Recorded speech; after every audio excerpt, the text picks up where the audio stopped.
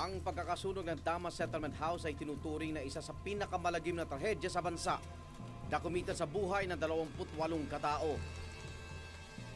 Ay sa ilang kaanak ng mga biktima, hindi sana tuluyang lumaki ang sunog kung naging maaga lang daw ang pagresponde ng mga bumbero. Mabagal po. Kasi una-unang malapit lang pong bumbero doon. Katuwirin nila. Wala raw nagtawag sa kanila. Posible yun. Ang daming mga kapitbahay doon. Kung tutuusin, diba? Sa likod lang, daming bahay na yun eh. Walang nakakatawag sa kanila. 1.5 kilometro lang ang layo ng Paco Fire Station na sumasakop sa Damas Settlement House. Gayunman, umabot ng halos kalahating oras mula na magsimula ang sunog bago raw nakarating ang mga bumbero sa Damas. Ang nakita kong lapses doon bilang operation chief that time, delayed ang tawag doon. Approximately 30 minutes to 1 hour bago nagkaroon ng tawag sa fire department. Kaya nga kung hindi pa yung galing sa nightlife, yung passers-by, yung pa nag-inform sa amin noon sa Paco Fire Department. Dahil sa tindi ng pinsala ng sunog, ipinag-utos ng dating Pangulong Joseph Estrada ang isang malawakang investigasyon kung mayroon nga bang dapat managot sa nangyari. Kaagad isinailalim sa investigasyon ng buong puwersa ng Paco Fire Station. Giit ng mga sumaklo ng bumbero, may pagkukulang daw ang Damas kung bakit hindi sila agad nakaresponde. Ang pagkukulang dito that time kung alam lang nila yung dapat nilang gawin, nakatawag man lang sila sa amin. O na-apply nila yung, mayroon man naman silang security force as the first line of defense. Yung first aid ay nai-apply man lang sana nila.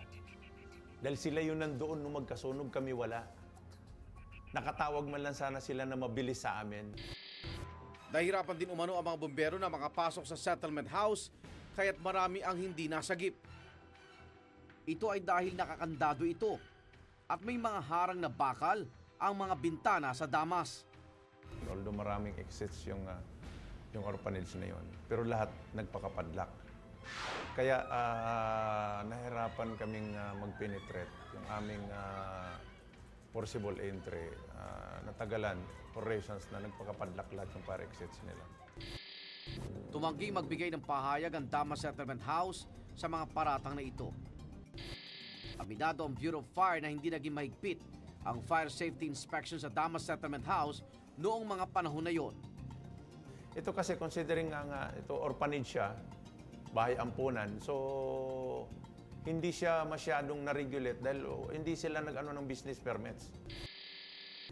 Taliwas ito sa pahayag ng dating alkalde ng Maynila na si Lito Atienza. I-check naman namin yan ang panahon yun eh. We made sure that the inspections were being done and that that time the records were showing that they were being inspected. Kaya lang siguro hindi nakita talaga yung kalumaan ng mga wiring o yung anumang mga nandun sa paligid-ligid that started the fire.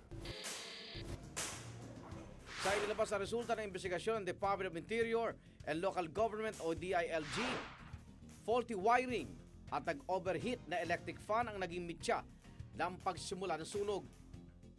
Nagsimula raw ang apoy sa Silid Aklatan sa ikalawang palapag ng gusali. Lumang building siya, lumang structures na halos 90% gawa lahat sa kahoy. Kaya yung spread niya, mabilis. Base sa investigasyon ng DILG, aksidente ang sunog sa Damas Settlement House at walang kasalanan ang Paco Fire Station. Siguro napatunayan nila na there was no negligence on the part of the Manila Fire Department. We did our part. Kung sabihin nilang matagal kami dumating dahil wala rin naman tumawag sa amin, gaya na sinabi ko, mabilis na tawag, mabilis na responde.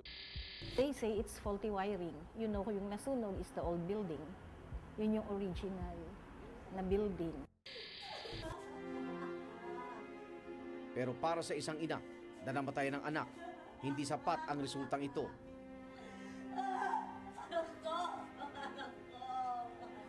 Sabi nga nila, trahedya nga. Pero hindi sila ang nawalan, kami ang nawalan. Oo nga sabihin nila, napakadali sabihin na aksidente. Hindi sila ang nawalan, kami mga magulang ang nawala ng mga anak. Ganun na lang ba kadali sabihin nila, aksidente.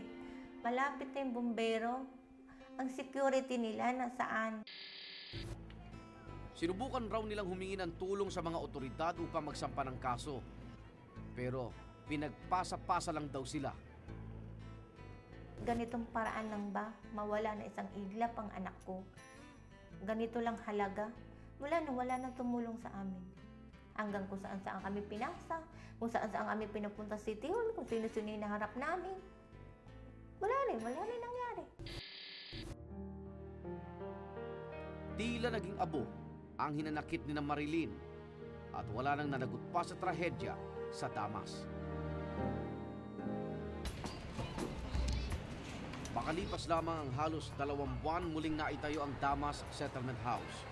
Dumagsa ang tulong mula sa pamahalaan maging sa mga pribadong sektor. Mas matibay at fireproof na raw ang bagong gusali. Ito yung slide na to. Luma na to dati. Dati pa namin ginagamit yan. Tapos, ito na yung bagong slide ngayon. Dinagdagan para sa mas mabilis yung proseso ng emergency. Mas madaling maligtas yung mga bata. Sa ngayon, patuloy sa pagkalinga ang Damas sa mga bata at pamilyang nangangailangan. Naninirahan rin dito ang 21 mga bata, 6 na rito ay mga sanggol. For as long as we have this strength, for as long as there are people who are willing to support us, then we will forever help the disadvantaged. May mahakbang din raw silang ginawa para hindi na maulit ang trahedya. We have the annual building inspection, of course, to find out if our building is still okay. And then we have the Fire Safety Protection Unit who comes also yearly to inspect. Nakahook kami sa 911 alarm.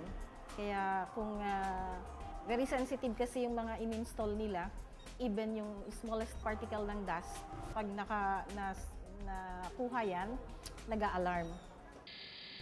Samantalang Bureau of Fire Protection ay regular na raw na nagsasagawa ng inspeksyon sa Damas Settlement House. We have implemented the equipments, required facilities as per provisions ng ating fire code.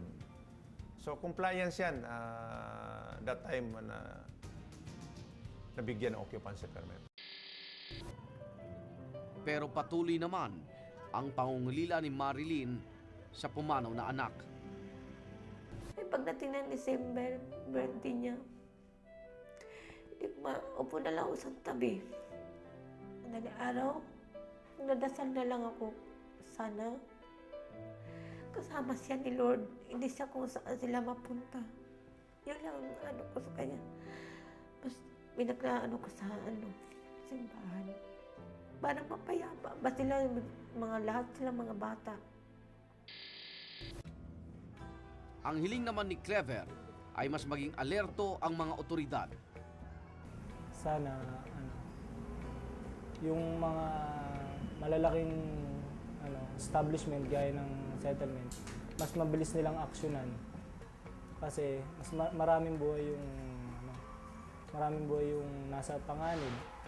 Kaya dapat mas mabilis nilang aksyonan yung trabaho nila. Tsaka sana yung hindi na ulit mangyari sa amin, yung nangyari noon. Kasi malaking kawalan talaga kung mawalan ka ng kaibigan. Masakit talaga. Kaya ayoko nang maulit yung nangyari dati.